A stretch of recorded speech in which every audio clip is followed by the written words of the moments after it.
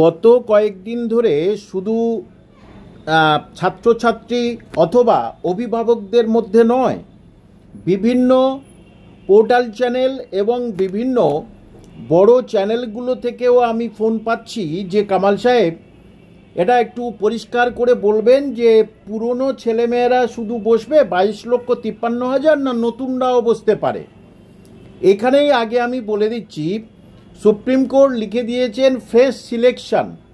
এখন এই fresh selection বলতে বোঝায় এই যে 22,53,000-এর মধ্যে পরীক্ষা নিতে হবে যা ছিল তার উপরে, অর্থাৎ 55 নম্বরের যে পরীক্ষা তার উপরে, সেই পদ্ধতিটা ফ্রেশভাবে করতে হবে, এটাই বোঝায়। আর এদিকে স্কুল সার্ভিস কমিশন তথা রাজ্য এবং এদের নির্দেশে Paschimbanga board of secondary education, West Bengal board of secondary education যে সিনপসিসটা জমা দিয়েছে বা এফিডেভিট জমা দিয়েছে সুপ্রিম কোর্টের কাছে, যার বিনিময়ে এই রায়টা পেল যে এরা আবার যোগ্য শিক্ষকরা তারা 31 ডিসেম্বর পর্যন্ত কাজ করতে পারবে, সেখানেই কিন্তু পরিষ্কার করে লিখে দিয়েছে for recruitment of A fresh batch. পরিষ্কার করে লিখে দিয়েছে মধ্যশিক্ষা পর্ষদ, for recruitment of the fresh batch of teachers and non teaching.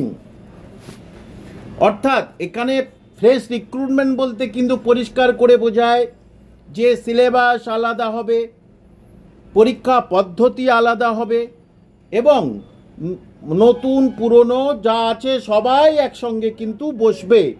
সুতরাং রাজ্য সরকারের থেকে যেটা গেছে সেটা কিন্তু নতুন পুরনো সবাই বসার জন্যে বলেছে। রিক্রুটমেন্টের ফ্রেশ রিক্রুটমেন্টের মানে হচ্ছে কি ওটাই, আর ফ্রেশ সিলেকশনের মানে হচ্ছে ওটাই, যারা পুরনো সেই একই পদ্ধতিতে হবে।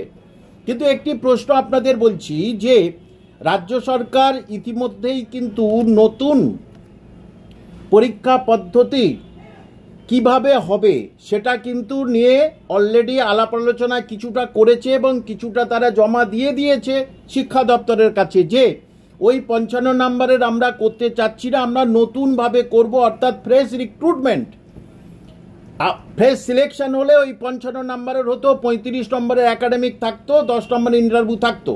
কিন্তু রাজ্য সরকার চাচ্ছে পার্থ চট্টোপাধ্যায় মাননীয় প্রাক্তন শিক্ষামন্ত্রী যেটা করে গেছেন যে পরপর দুবার পরীক্ষা করাবো একই সঙ্গে, কিন্তু কোনো একাডেমিক রাখবো না, কোনো ইন্টারভিউ রাখবো না, কারণ আমাদের 31 ডিসেম্বরের মধ্যে পুরো সবাইকে স্কুলে ছেড়ে দিয়ে সেইটাকে জমা দিতে হবে সুপ্রিম কোর্টে, না হলে কিন্তু শুধু জেল নয়, সেই সঙ্গে সঙ্গে জরিমানাও হবে শিক্ষা দপ্তর তথা সচিব তথা স্কুল সার্ভিস কমিশনের।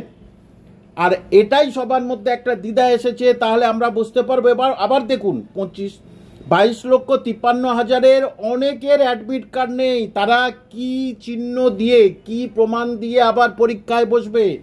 তাদের তো কোনো অ্যাডমিট কার্ডে নেই। তাহলে যে যারা 2016-তে পরীক্ষা দিয়েছিল তাদের প্রমাণহীন তারা তো পরীক্ষায় বসতে পারে না। সুতরাং ফ্রেশ রিক্রুটমেন্ট ছাড়া এই সরকারের আর কোনো উপায় নেই। অলরেডি একটি টিভি চ্যানেল সে সকাল থেকে বলছিল, আমি বললাম আচ্ছা এই হতে পারে, এবং দেখা যাচ্ছে বেশ কিছু দুটো টিভি চ্যানেল তারা কিন্তু চালাচ্ছে, পোর্টাল চ্যানেল তারাও কিন্তু বলছে সবাই বসতে পারবে। এখন ফ্রেশ রিক্রুটমেন্ট হলে আবার আমি বলছি সবাই বসবে, ফ্রেশ সিলেকশন হলে কিন্তু পুরনো নিয়মেই বসতে হবে, তাদের মধ্যেই হবে। এবারে শুধু সময়ের অপেক্ষা। আপনারা বিজ্ঞাপনের দিকে লক্ষ্য রাখুন, বিজ্ঞাপনটা কি বলছে এই মাসের শেষে অথবা মে মাসের প্রথম সপ্তাহে।